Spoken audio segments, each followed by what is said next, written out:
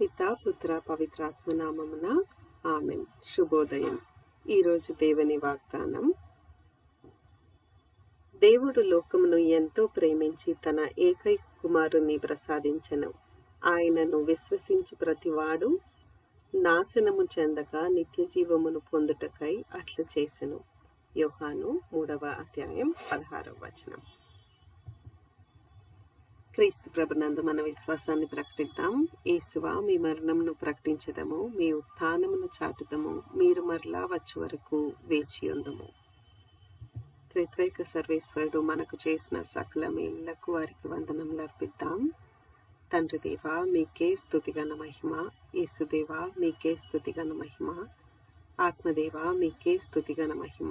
త్రియేకదేవా, మీకే స్తుతిగన మహిమ.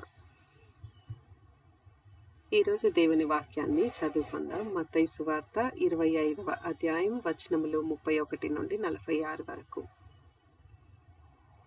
మనుష్య కుమారుడు సమస్త దూతల సమేతముగా తన మహిమతో వచ్చినప్పుడు తన మహిమాన్వితమైన సింహాసనంపై ఆసీనుడగును. అప్పుడు సకల జాతుల వారు ఆయన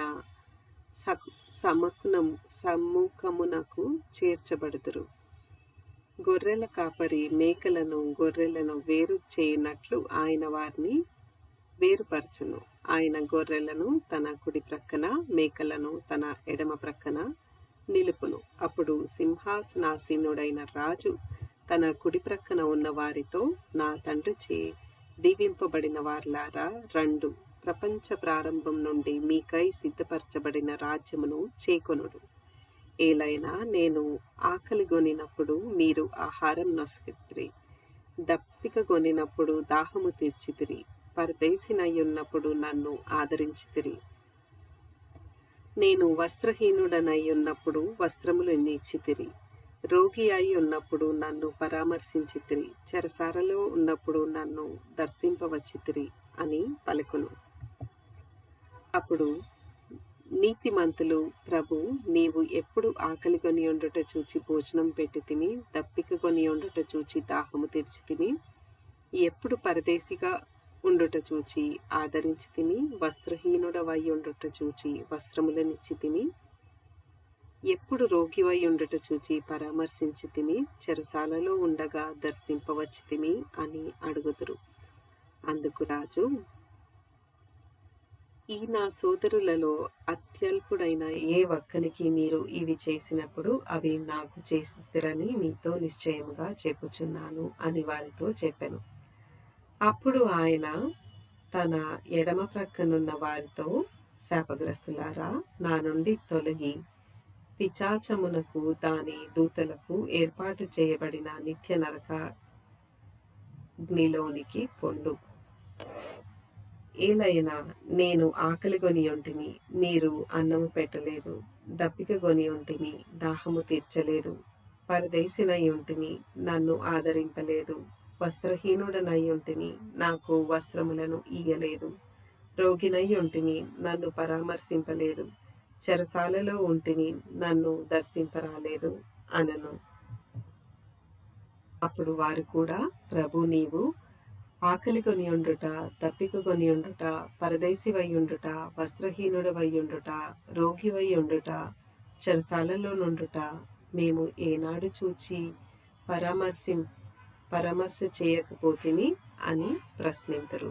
అందుకు ఆయన, ఈ అత్యల్పులలో ఒకనికైనను మీరివి చేయనప్పుడు నాకును చేయనట్లే అని నిశ్చయముగా చెప్పుచున్నాను అని వారితో చెప్పెను.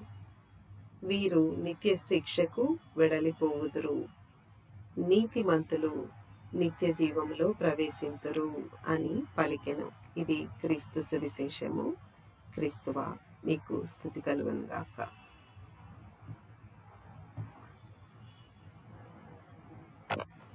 ప్రార్థించుదము. ఓ క్రీస్తు ప్రభువా, మీరు ఈరోజు సువిశేషంలో స్పష్టంగా చెప్తూ ఉన్నారు ప్రభువా, ఆకలి కొని ఉన్నవారికి ఆకలి తీర్చాలి, దాహము కొని ఉన్న వారికి దప్పిక తీర్చాలి, పరదేశులై ఉన్నవారికి సహాయం చేయాలి, వస్త్రహీనులై ఉన్న వారికి వస్త్రాలను గ్రహించాలి, రోగివై ఉన్నప్పుడు పరామర్శించాలి, చెరసాలలో ఉన్నప్పుడు వెళ్ళి దర్శించాలి అని చెప్తూ ఉన్నారు ప్రభువా. ప్రభువా, మీ కృపను అనుగ్రహించి మీరు చెప్పినవన్నీ మా జీవితంలో చేసి మీ రక్షణను పొందుకునే భాగ్యాన్ని మాకు ప్రసాదించండి ప్రభువా. పాషాణ మనస్కులమైన మమ్ము సాత్విక మనస్కులుగా మార్చి ప్రభువా, మీరు సువిశేషంలో చెప్పిన అంశాలన్నీ మేము చేసి మీ దివ్య రాజ్యానికి పాత్రలగులాగా మమ్మల్ని దీవించండి ప్రభువా. మా ఈ ప్రార్థనను యేసు శ్రేష్టమైన నామమున అడిగి వేడుకొంచున్నాం తండ్రి, ఆమెన్. యేసు యొక్క పరిశుద్ధ దివ్య రక్తమా మమ్ము రక్షించండి, ఆమెన్.